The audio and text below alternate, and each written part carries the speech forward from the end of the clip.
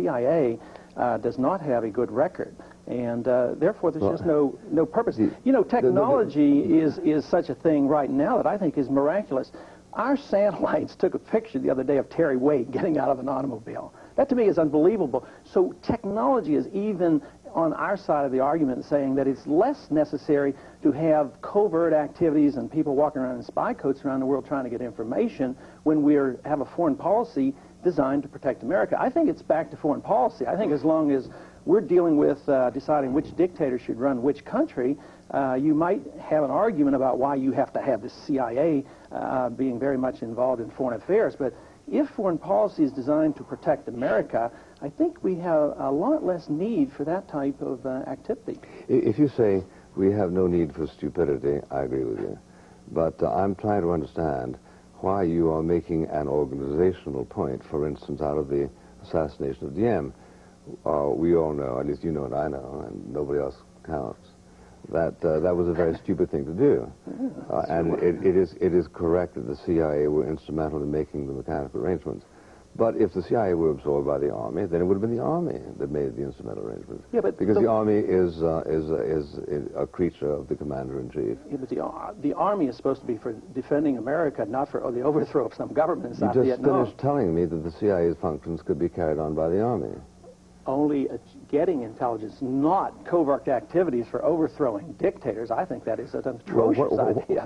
What about when it was discovered that an admiral was going to fly into a particular port in New Guinea, and we informed our fighter planes of the fact, and they shot him dead? The same admiral who was going to declare the terms of peace in Washington, D.C., as he put it, Admiral Yamamoto. That was an intelligence function. It was paramilitary. So your quarrel is with an organization simply because it happens to be an independent arm of the executive rather than an integrated arm of the executive. No, our quarrel is that they're too big, too powerful, and do too many things that we disapprove of. If we took the very limited function of obtaining military intelligence for the protection and security of America, this could be accomplished as it was prior to 1947 through the military. That's all we're saying. We believe sincerely that the CIA is involved in way too much activity in the internal affairs of other nations, the selling of weapons to the Ayatollah, and being involved in really illegal activities. The CIA, it was even reported in the Iran-Contra hearings that they were dealing in drugs. On some of these planes, they were known to carry drugs back. That's how the funding is. It's totally unconstitutional the way it's run. They don't have to live up to the law. You know, if a CIA agent gets caught doing something that is illegal, they're just disowned. They're disavowed. Nobody knows that they really were. This is the information that is available. They are just cast aside. It really cannot be justified on constitutional nor moral grounds. Well, I don't really understand that point, because there's nothing in the Constitution, as I read it, that says that you can't volunteer to serve in a clandestine service under the regulation of the laws and of the chief executive. Now, if you say they sometimes do things which they wouldn't be permitted to do under strict judicial scrutiny, I can see that's true. But most of that's done abroad.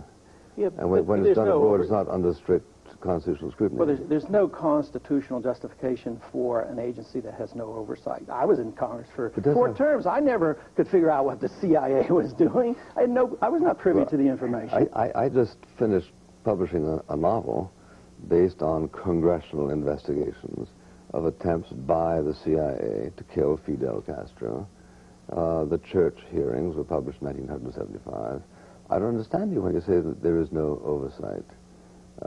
There were descriptions of attempts to kill Fidel Castro in any number of means, very detailed. Well, I represented 500,000 people in the Houston area, and I couldn't tell them what was going on in the CIA. I would think in a representative government, I ought to be able to report to my people what's going on, rather than after the fact and after a very diligent examination. You concede there are oversight committees, don't you? And you concede that you can't have a Secret Service with 535 members of Congress advise what's going on. Yeah, but I think that something that the people don't know about and the Congress can't know about, I think there's something awfully suspicious to have something like that exist in a free society. You bring up Cuba. I think that's another bad example of a CIA fiasco. They were involved in the Bay of Pigs operation, and that turned into a calamity. Because, again, it's an overall foreign policy. See, the CIA is there to support an unwise foreign policy, and I think the two go together. If you have limited government, if you have the purpose of the military to defend this country, you really don't need a CIA all around the world. What was wrong with the Bay of Pigs was the failure to consummate it, and that was the decision made in the Oval Office by the President of the United States, who's not really a member of the CIA, he just runs it. So I don't think you can blame the information must not have been very good. Let me tell you, Dr. Paul, the most disappointed people in the history of the United States were the CIA over what happened to the Bay of Pigs, because they were let down by President Kennedy. But then let's get on to other fields now. Say tax.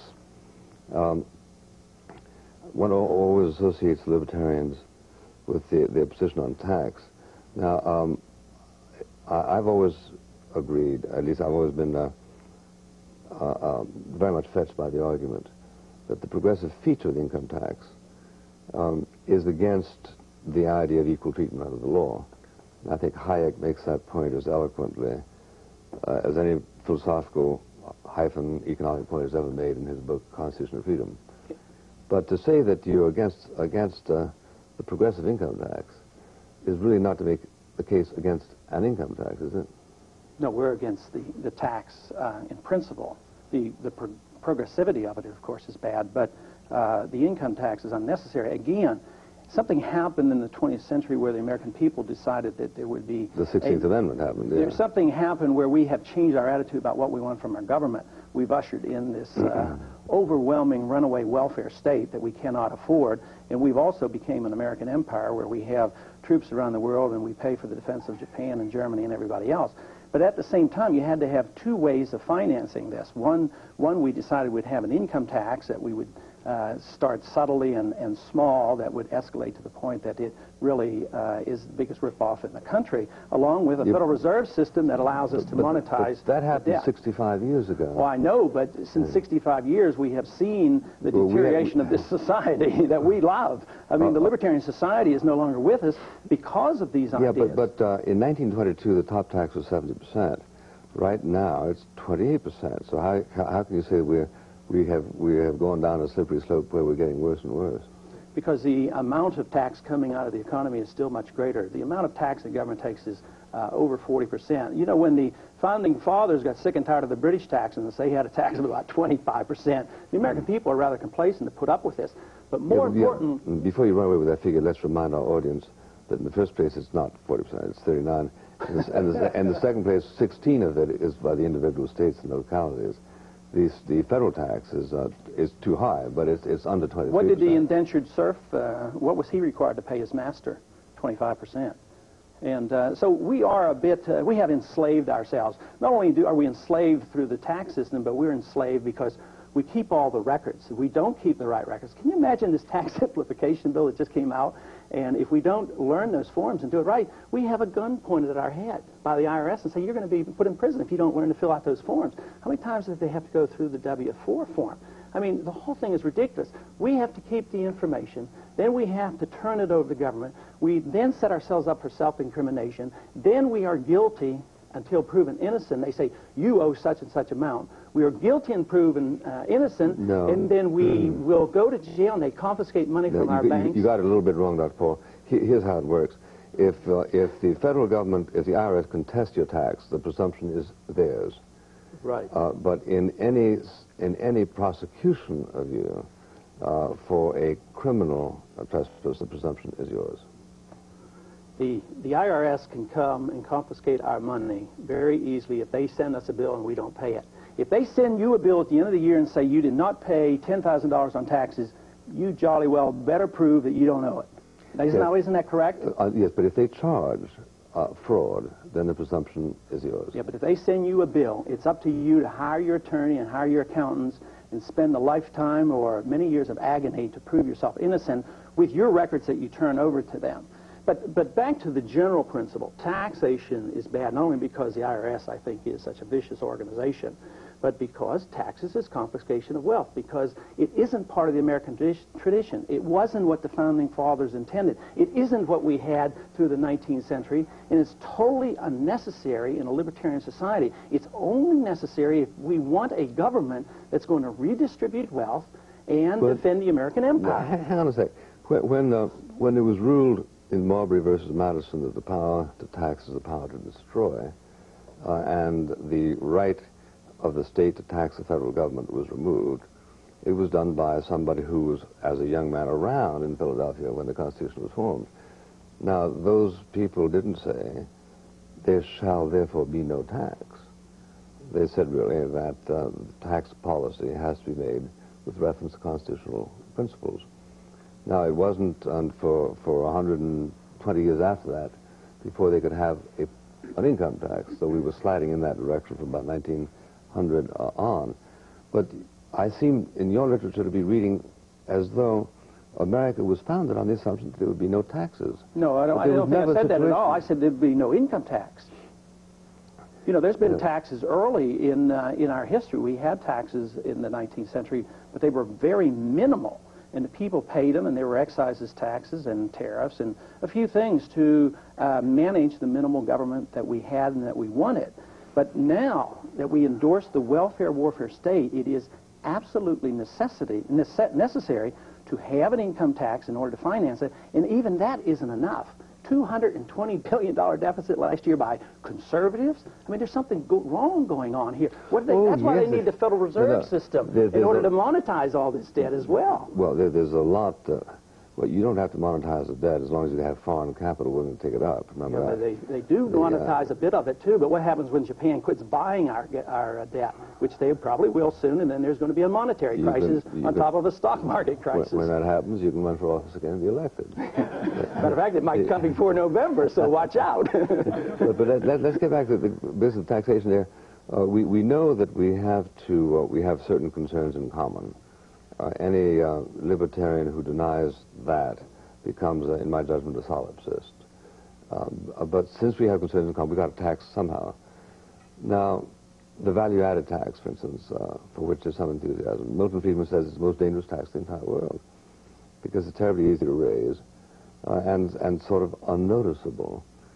Now, both of us, I think, would share an objection to the progressive feature of the income tax. But why do you object to an income tax as a form of taxation, given the fact that you acknowledge that some forms of taxation have got to be controllable? Well,